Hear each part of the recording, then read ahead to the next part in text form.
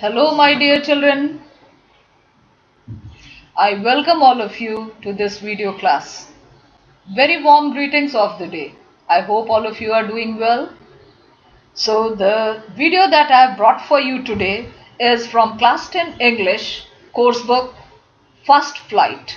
And the poem that I have in hand today is Amanda, a poem written by Robin Clem. So let us get started. But before I explain the details of the poem, I would like to tell you something about the poet. The poet Robin Clem.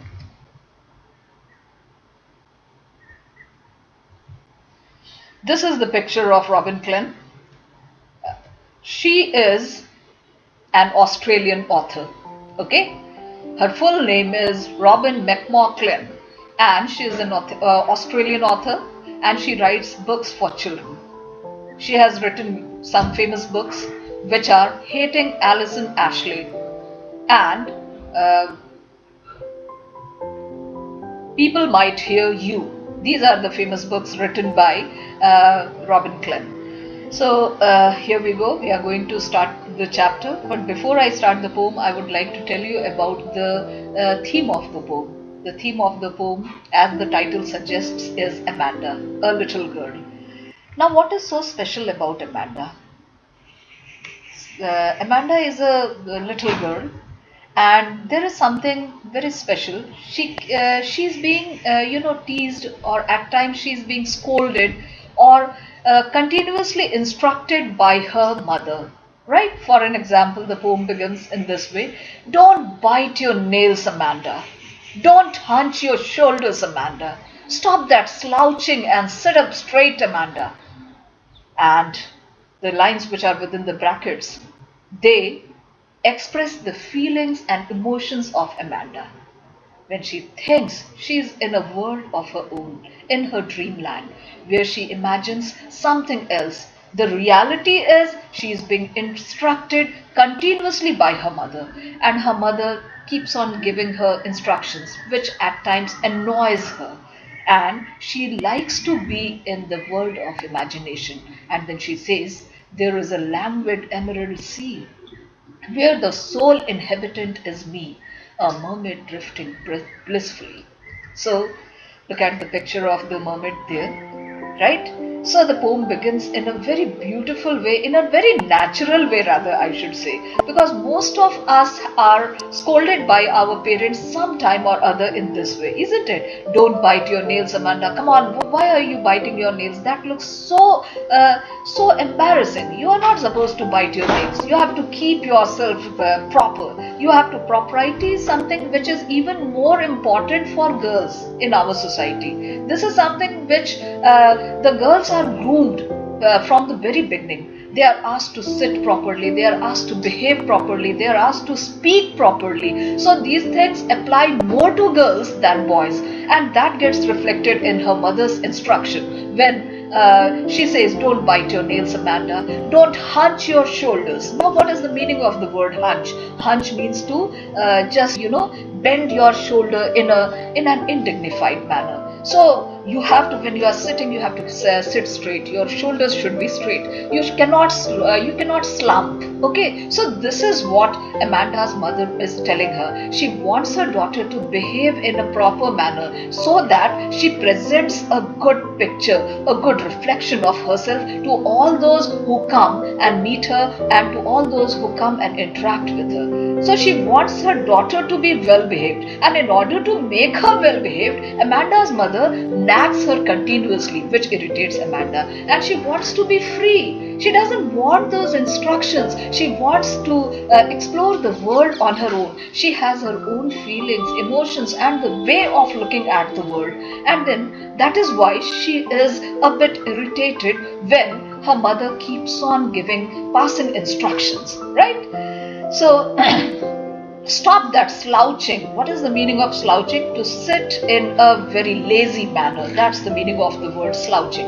And sit up straight, Amanda. Her mother says again that, come on, sit straight. You are not supposed to slump on the sofa or just lie on the sofa the whole day like a couch potato, right?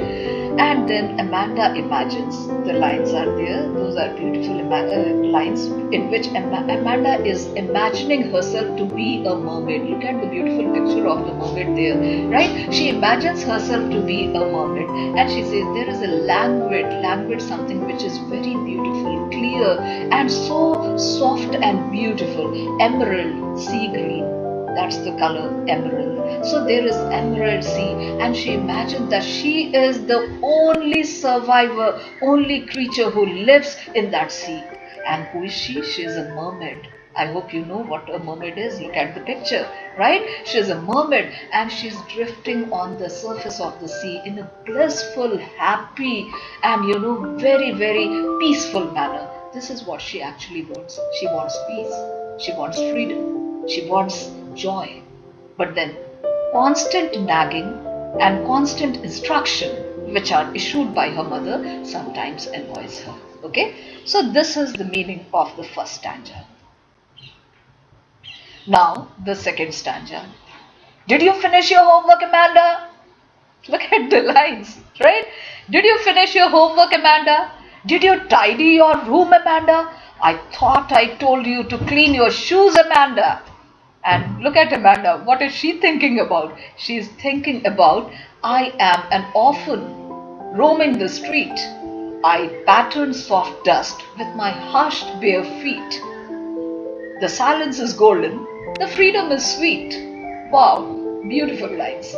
So Amanda's mother says that, did you finish your homework? The same thing you must have heard from your parents many a times, isn't it? So did you finish your homework, Amanda? This is what her mother asks her. Did you tidy your room? Children, adolescents, they keep their room untidy, and parents get irritated with this habit of theirs. So her mother is asking Amanda to clean her room, and she asks, have you cleaned the room? And then the next question, I thought I told you to clean your shoes, Amanda. And she must have gone to her room and looked at the unclean shoes lying here and there. So she comes back and she scolds Amanda. So she wants her daughter to behave properly. She wants her daughter to keep things in proper order, to keep her room tidy, to keep herself neat and tidy. So these are the instructions which are issued by her mother from time to time. And then look at Amanda's reaction. Amanda thinks again she is in a world of her imagination, and she imagines that she is an orphan. Orphan is a child whose parents have died, who is without his parents. So that's the meaning of the word orphan. And imagine she's so much nagged by her mother that she imagines herself to be an orphan. There is a picture of orphan on the slide. Yeah, and she imagines that at least if she is an orphan, she would be free. She will get all the freedom to roam the street. She would be able to go wherever she pleases, and nobody is going to stop her. Nobody is going to nag her. Nobody is going to dictate terms to her. So this is something which is very, very important for Amanda. Freedom. Freedom of living the life the way she chooses. But very often you will find that women, and now I'm bringing feminist angle into the story, into the poem, right? So very often you will find that women do not find a proper place in the society. They are not given their due by the society. They are always dictated to. They are asked to follow a particular line of tradition, a particular line of behavior, a particular line of life. They don't have the freedom to enjoy life the way they choose, and that plight gets reflected in this poem to some extent, right? So Amanda is again in her world of imagination, in her world of in her world of dreams, and she thinks that she's an orphan and she's roaming the streets freely. She wants to be free. That's her only intention. And I pattern, I make designs. To make design, that's the meaning of the word pattern. I pattern soft dust with my hushed bare feet. And what is she doing as an orphan? She is making designs on the sand, and she is doing it with she doesn't have shoes. She is doing it bare feet. The silence is golden, and she is enjoying the silence of the atmosphere, of the environment, and the freedom is sweet, and she values her freedom very much. And in her imagination, she imagines to be free. Right? Now, the third stanza. Don't eat that chocolate, Amanda. Remember your acne, Amanda. Will you please look at me when I am speaking to you, Amanda? I am Rapunzel. I have not a care. Life in a tower is tranquil and rare. I will certainly never let down my bright hair. So, Amanda is again in her dreams, and she thinks of herself as Rapunzel when her mother scolds her and asks her, "Don't eat that chocolate. If you eat too many chocolates, you will spoil your teeth. Remember your acne, and you will have acne on your face, and you will look so very ugly." So her mother doesn't want her daughter to look ugly, and that is why she asks her to stop eating chocolates, because those the kind of food items, they give rise to acne and pimples, and she doesn't want her daughter to look ugly.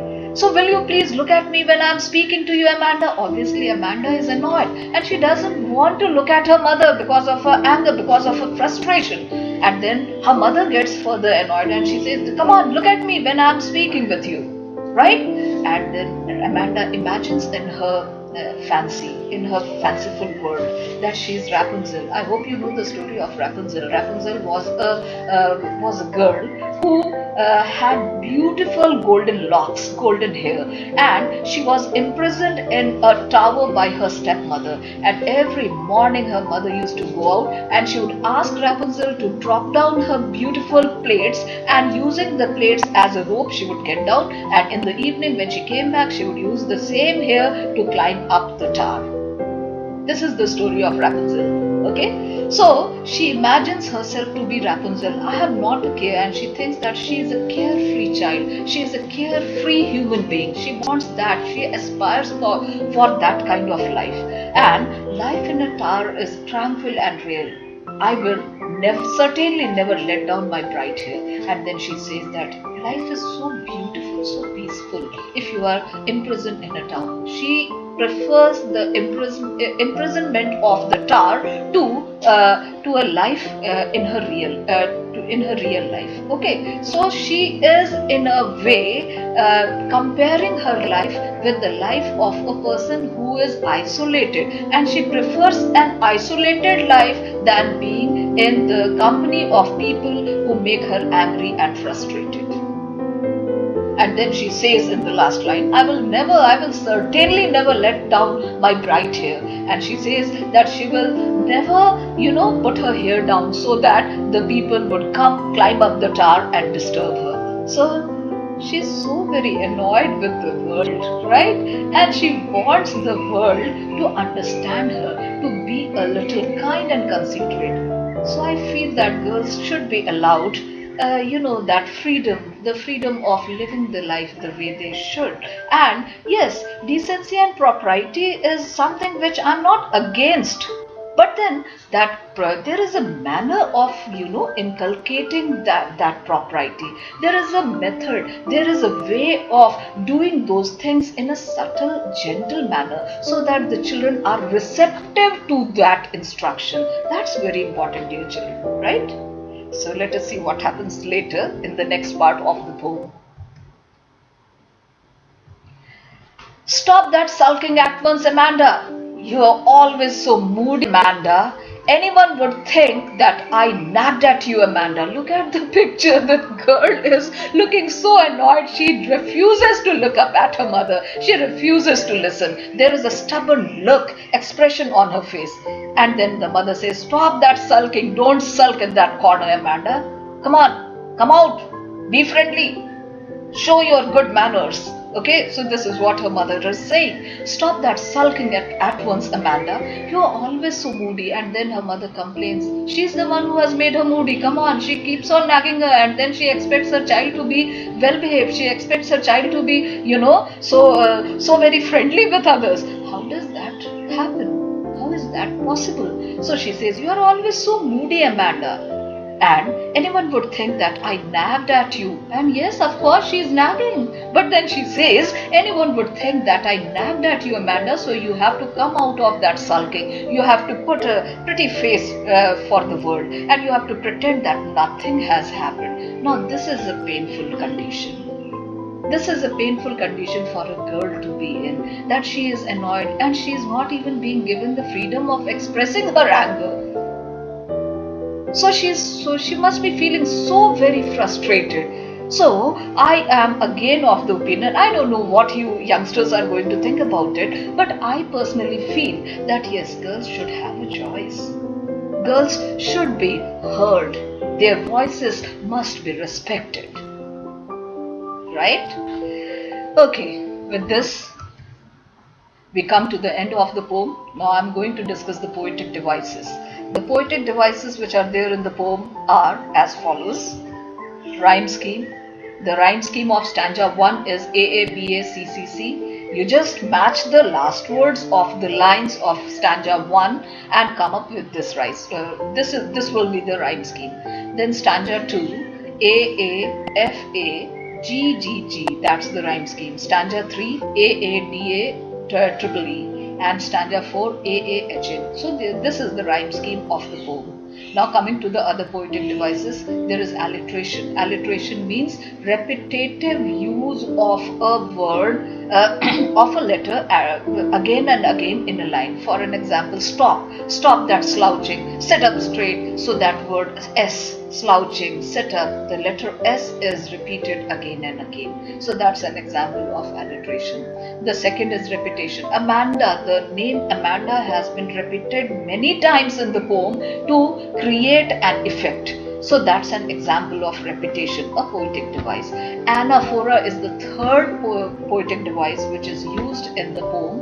And what is the meaning of anaphora? Anaphora means the repetition of a word at the beginning of a line of a poem. So don't do this, Amanda, don't do that, Amanda. The word don't comes at the beginning of each almost each line of the poem. So that is something which is an example of anaphora. Then there is allusion. What's the meaning of allusion? The comparison, the imagination of Amanda, which takes her to the mythological characters like mermaid, Rapunzel. So she imagines herself to be a mermaid. She escapes from the reality. She doesn't want to accept what reality is, and that is illusion. When she thinks of herself as a mermaid who is drifting peacefully on the surface of the sea. Secondly, she thinks of herself as Rapunzel. And who is Rapunzel? Rapunzel is a fabled little girl who lives in a tower all by herself, and she is so happy and tranquil and peaceful according to Amanda. The next poetic device which is used is metaphor. Metaphor, Amanda as mermaid. So when Amanda is being compared to a mermaid and Rapunzel, that's the example of metaphor. Okay, so these are the poetic devices. I have also given you some assignment questions which are important from the point of view of the examination. I would like you people to attempt those questions in your copy. The questions are as follows. These are the questions. I'm going to just give you some time to upload the assignments and write it in your copy. If you have understood the chapter well, you will be able to answer the questions. These are from the text, right? So with this we come to the end of today's class. I hope you have enjoyed this video class. I will be back soon with another video of class 10. Till then, bye bye, take care. Bye my dear children.